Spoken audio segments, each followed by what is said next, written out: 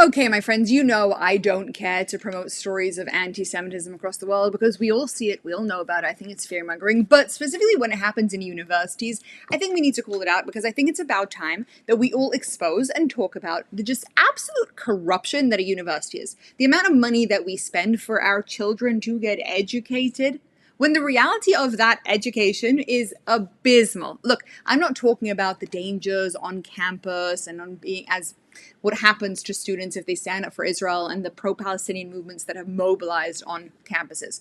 I'm not talking about that. I'm talking about professors who think that they can get away with spreading things that genuinely I believed were archaic, like blood libels from what sounds like the 1600s are being taught in high-level universities. Okay, and thank God this university actually did something about it. But UCL, okay, University of College London, it's considered a very prestigious, high-level, good quality school in England. And let's listen to the recording, because a student recorded, of one of the professors giving a class. Now, 40 years later, in about 1838, there was something called the Damascus Affair. What happened is there is a priest, Christian priest called Thomas. He disappears in Damascus during what is called the Feast of Tabernacles. So this is a Jewish feast. And the story goes, and again, these are things that you read, but again, as I said, do investigate, draw your own narrative. But the story is that during this feast, they make these special pancakes or bread. And part of the holy ceremony is that drops of blood from someone who's not Jewish, which the term is Gentile, has to be mixed in that bread. So the story is that a certain investigation was undergoing to try and find where Father Thomas is. He was found murdered, and a group of Jews who lived in Syria said that, admitted to kidnapping him and murdering him to get drops of blood for making the holy bread. Okay, so besides the fact that's a total blood libel, that Jews eat the blood of other people, it also just shows such a lack of understanding of the Jewish religion and culture, in which it says very clearly that any blood, even your own blood, is not kosher. You are not allowed to eat it. But I'm not actually going to discuss the details of this because it's so abhorrent and so revolting. What I want to do is read the article of Times of Israel on this, okay? So the UK university acts as the researcher for teaching students anti-Jewish blood libel. Look, she thinks she's going to get away with it because she says something like, look, do your own research. But she sits there and basically says Jews kill non-Jews for their blood, for their holidays. It's disgusting, okay? University College London, a prominent UK university, said on Thursday that it had launched an investigation and banned a researcher who taught an anti-Semitic blood libel in a lecture. The teacher, Dr. Samar Marcusi, surprise, surprise, she's not English properly. I mean, she might have a British citizen, but Samar Marcusi, you can get it yourself, shared the libel with a campus branch of Students for Justice in Palestine on Tuesday.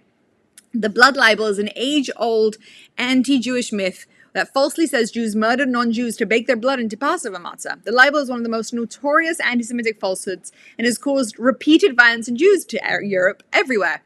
Marcusi's lesson centered on the Damascus Affair, an incident in Syria in 1840 during which a monk disappeared and the Jewish community was falsely accused of murdering him to use his blood for Passover ceremonies. 8 leading members of the Jewish community were tortured into confessing. Small fact that she forgets to mention. Marcusi said the monk, Father Thomas, had disappeared during a Jewish feast which she identifies as Sukkot, apparently confusing the holiday with Passover. She also misstated the date of the incident, saying it took place in 1838. Again, I don't care about the incident that she's reporting. I care that this is somebody, as a university research professor teaching a class, and she's lying and not just making up blood libel facts, but not actually representing basic historic truth, which nowadays is not very hard to find. During the feast, they make these special pancakes or bread, and part of the holy ceremony is that drops of blood from someone who's not Jewish, which with the term Gentile, is to be mixed into that bread, Marcusi said, according to an audio recording shared by an advocacy group, Stand With Us. The group said one of its members went to the event and recorded the lecture. Good for them.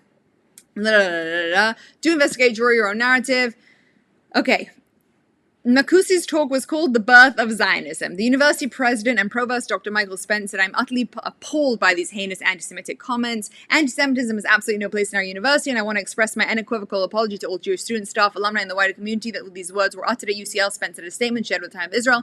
Spence said the researcher was not a current university staff, and the university reported the incident to the police, and the lecturer has been banned from campus, but didn't name Makusi. They've launched a full investigation into how this happened and have banned the student group which hosted it from holding any further events on campus pending the outcome of this. I guess that's a good thing because SJP should be banned. Regrettably, like many UK universities, we continue to confront incidents of anti-Semitism and are committing to banishing this from our campus. Yada, yada, yada, yada, yada, yada, yada, yada, yada, yada, yada, yada, yada. Okay.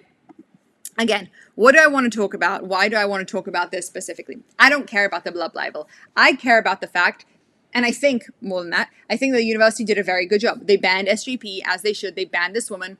They were afraid to say her name because guess what? They don't want to push the narrative that it is actually the radical Islamists who are the anti-Semites. They wouldn't want anybody to say that, so they would never say her name. They wouldn't let people know what type of person said these blood libels, right? I'm willing to bet you that if it was a young Englishman, they might have been more open to it. But no, as long as he's an Islamist, she's an Islamist, they're not going to touch it. But again, this is the kind of education that your children are receiving on campus. You need to do something about it. You need to make sure that you know where you're sending your kids. Send them to Israel for all I care. I'm a massive advocate of that. Even though our universities do tend to be a little bit lefty, send them to Israel. Send them to someone that will actually share your values. Get over the prestige and remember that at the end of the day, this is the kind of things that they're being subjugated to and taught on these campuses. It's a disgrace and it's disgusting. And besides the fact that it's honestly just a little bit embarrassing at this point, enough is enough. Thank you for your attention to this matter.